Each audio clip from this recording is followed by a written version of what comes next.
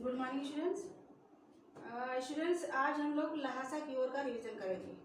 वैसे तो मैंने इसका 3 बार रिवीजन करा दिया है, इससे पहले 2-3 महीने से रिवीजन ही चल रहा है, पर आज मैं स्पेशली आपको ये रिवीजन, क्योंकि आपने देखा है कि जो डेट हम लोग की एग्ज़ाम के करीब आ गई है, इसलिए ये चैप्टर काफ़ी पहले हमने कराया था, इसलिए आज हम कराने जा रहे हैं।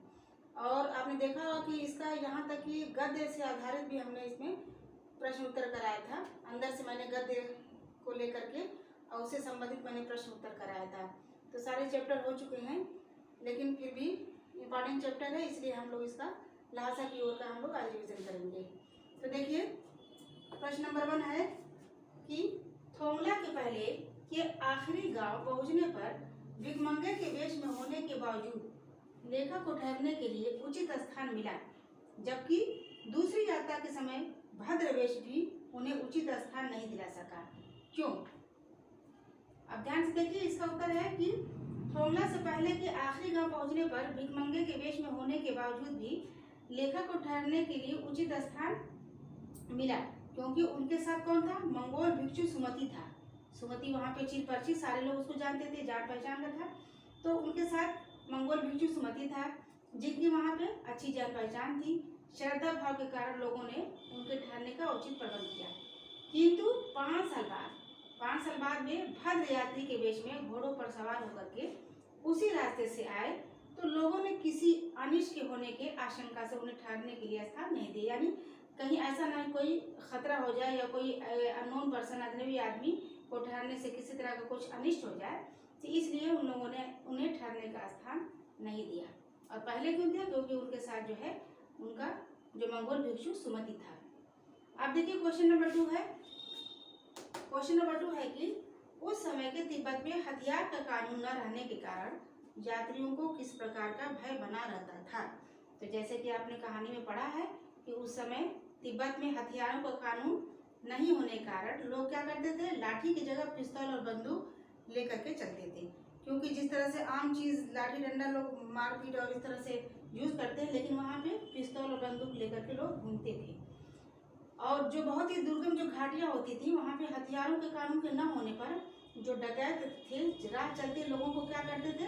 मार देते थे जान से, और बाद में उसकी तलाशी लेते थे। हर समय लोगों को अपने प्राणों का खतरा वहाँ पे मंडराता रहता था, क्योंकि वहाँ पे कोई भी हथियार का कानून नहीं था। अगर हथियार का कानून होता तो डरते, किसी भी जगह यूज करने से डरते, क्योंकि उनको सजा हो सकती थी। लेकिन चूंकि वहाँ पे कानून नहीं था, इसलिए वो डरते नहीं थे, खुलेआम वो लोग हत्या करते थे, इसलिए लोग जो है डरते नहीं थे। अब क्वेश्चन नंबर 3 है, देखिए, लेखक लंगोर के मार्ग में अपने साथियों से किस कारण बिछड़ गया। बहुत ही सिंपल और आसान है, आप लोगों को पहले बताया भी है कि लेखक लंगोर के मार्ग में 2 कारणों से अपने साथियों से बिछड़ गया था। एक तो यह कि वह जिस घोड़े पर सवार था वो बहुत धीरे धीरे चल रहा था। लेखक ने समझा कि थकावट के कारण वह धीमे चल रहा है, जिस कारण उन्होंने उसको मारना उचित नहीं समझा और बहुत ही पीछे रह गया। दूसरा कारण यह है कि एक जगह पर 2 रास्ते निकल रहे थे। जब वो जा रहे थे तो एक जगह पर 2 रास्ते निकल रहे थे। लेखक एक रास्ते पर चलता है और काफी दूर जाने पर उसे पता चलता है कि उसे तो दूसरे वाले रास्ते पे जाना था। वह वहां से फिर वापस आकर के दूसरे रास्ते को अपनाता है, और फिर क्या होता है कि बहुत देर के बाद अपने साथियों के साथ पहुंचता है। वो अपने साथियों के पास बहुत देर के बाद पहुंचता है, तो इसलिए जो है वो अपने साथियों से इस कारण से वो बिछड़ गया था। अब देखिए, क्वेश्चन नंबर 4 है कि लेखक ने शेखर विहार में सुमति को उनके यजमानों के पास जाने से रोका, परंतु दूसरी बार रोकने का प्रयास क्यों नहीं किया। इसका देखिए आंसर है कि लेखक ने शेखर विहार में सुमति को उनके यजमानों के पास जाने से इसलिए रोका क्योंकि वह बिल्कुल अकेला था, तन्हा था, और वह अगर वो जाता तो बिल्कुल वो अकेला रह जाता। परंतु दूसरी बार जाने से रोकने का प्रयास उन्होंने नहीं किया, क्योंकि जिस मंदिर में वो बैठे थे वहाँ पे बुद्ध वचन अनुवाद की हस्तलिखित जो थी 103 पोथियाँ थी, और लेखक उसे अध्ययन करके उनके विषय में जानना चाहता था, इसलिए उन्होंने उसे जाने से रोक दिया। तो यही वजह थी कि वो पोथियों को पढ़ने के लिए, अध्ययन करने के लिए वहाँ पे जाने से नहीं रोका। आप देखिए क्वेश्चन नंबर 5 है। क्वेश्चन नंबर 5 है कि अपनी यात्रा के दौरान लेखक को किन कठिनाइयों का सामना करना पड़ा। तो कहानी में आपने पढ़ा है कि लेखक को अपनी तिब्बत यात्रा के दौरान लेखक को अनेक कठिनाइयों का सामना करना पड़ा।